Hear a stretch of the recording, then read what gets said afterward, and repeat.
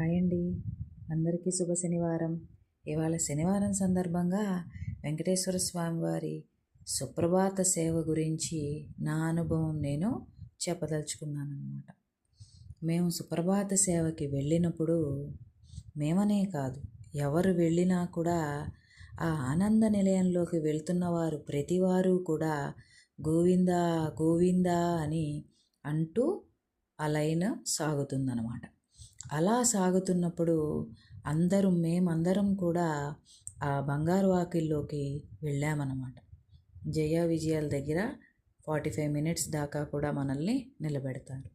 అలా బంగారు వాకిల్లోకి ఎంటర్ అవ్వంగానే కూడా భక్తులు అందరం కూడా గోవిందా గోవిందా నామస్మరణతో మారుమోగుతున్న సమయంలో ఆ ఆలయం యొక్క ప్రధాన అర్చకులు వచ్చి, ఏమండి దయచేసి మీరందరూ కూడా నిశ్శబ్దంగా ఉండాలండి, స్వామివారు నిద్రిస్తున్నారు, స్వామివారు ఇంకా లేవలేదు, ఇప్పుడు మనం వెళ్ళి ఆ స్వామివారిని మనం మేల్కొలపాలి, కాబట్టి మీరందరూ కూడా దయచేసి నిశ్శబ్దంగా ఉండండి అని చెప్పారనమాట.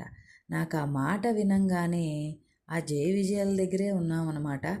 ఇంకా తలుపులు కూడా తెరవనే లేదు. నాకు ఎలా అనిపించిందంటే, ఓహో స్వామివారు రెస్ట్ టైం అన్నమాట, స్వామివారు నిద్రిస్తున్నారన్నమాట, కాబట్టి మనం చాలా కామ్గా ఉండాలి అని అనిపించింది. నాకు లైఫ్లో గూస్ బంప్స్ వచ్చినటువంటి దర్శనం అన్నమాట ఈ సుప్రభాత సేవ లక్కీ డిప్లో వచ్చినటువంటి దర్శనం. ఆ రోజు నిజరూప దర్శనం జరిగిందనమాట. ఆ స్వామి యొక్క కైంకర్యాలన్నీ చేసిన తర్వాత మనల్ని దర్శనానికి పంపిస్తారు. మన ముందే సుప్రభాతం చదువుతారు. మనం కూడా వాళ్ళతో పాటు చదవచ్చు అనమాట. మనకి ఎప్పుడైతే 3 నెలల ముందరే లక్కీ డిప్ వస్తుంది కాబట్టి లక్కీ డిప్ వచ్చిన వారు ఇంట్లో రోజు కూడా సుప్రభాతం పెట్టి నేర్చుకోండి. నేను కూడా అలాగే నేర్చుకుని వాళ్ళతో పాటు నాకు గుర్తున్నంత వరకు పాడటం జరిగిందనమాట. లేదా చిన్న చిన్న జిరాక్స్లు ప్రింట్లు కూడా మనం సుప్రభాతాన్ని తీసుకుని వెళ్ళి అది చూస్తూ కూడా వారితో పాటు మనం పాడచ్చు.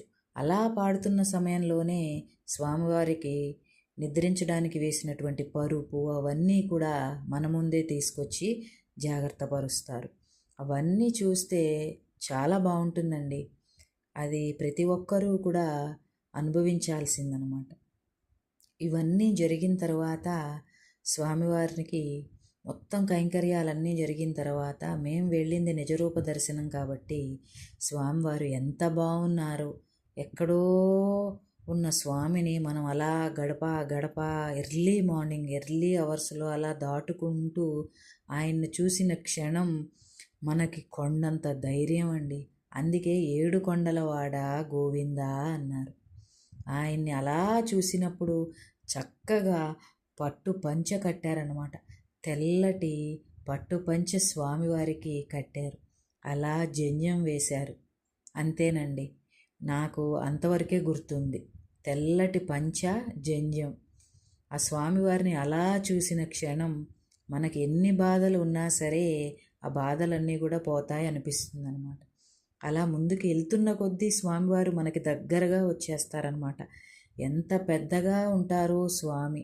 మనం దూరం నుంచి చూసినప్పుడు అప్పుడు కూడా స్వామివారు బాగా కనిపిస్తారు. కానీ ముందుకెళ్తున్న కొద్దీ స్వామివారి దేహం చాలా పెద్దదనమాట. ఆజానుబాహుడు ఆయన. అంతటి గొప్ప స్వామివారి దర్శనం జరిగిందనమాట.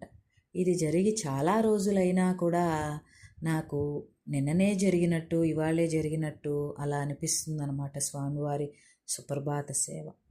కాబట్టి వీలైన వారు అందరూ కూడా ప్రతి నెల రిలీజ్ అవుతూనే ఉంటాయి లక్కీ డిప్లు. పెట్టండి. ఇప్పుడు దానికి కూడా కాంపిటీషన్ చాలా పెరిగిపోయిందండి.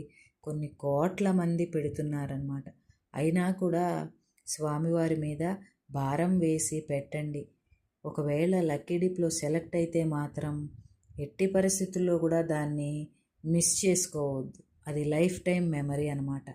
చక్కగా స్వామివారిని దర్శనం చేసుకోండి. మనం 1 గంట కల్లా లైన్లోకి వెళ్తే లోపలికి పంపిస్తూ ఉంటారు. అలా పంపించినప్పుడు అప్పుడే ఆలయాన్ని కూడా కడిగి నీట్గా ఉంచుతారనమాట. కింద నేల కూడా తడి తడిగా ఉంటుంది. ఆలయం కూడా శుచిగా శుభ్రంగా ఉండి 1 గంటకి 2ంటికి మనం ఆ స్వామివారి దర్శనానికి అలా నిలబడి వెళ్తుంటే ఆ అనుభవం అనేది మనం అనుభవిస్తేనే తెలుస్తుందన్నమాట. అలా స్వామివారిని నేను ఇప్పుడు ఎందుకు ఇదంతా చెప్పానంటే, స్వామివారు నిద్రిస్తున్నారు, మీరు దయచేసి అరవకండి అని ఆ ప్రధాన అర్చకులు అన్నప్పుడు లిటరల్లీ నాకు నిజంగా గూస్ బంప్స్ వచ్చాయన్నమాట. స్వామివారి రెస్ట్ టైము, స్వామివారిని నిద్రిస్తున్నారు, ఇప్పుడు మనం లేపాలి అన్నమాట అన్నంత ఆ అనుభవం బాగుందన్నమాట. కాబట్టి వీలైన వారు అందరూ కూడా లక్కీ డిప్స్ అప్లై చేయండి.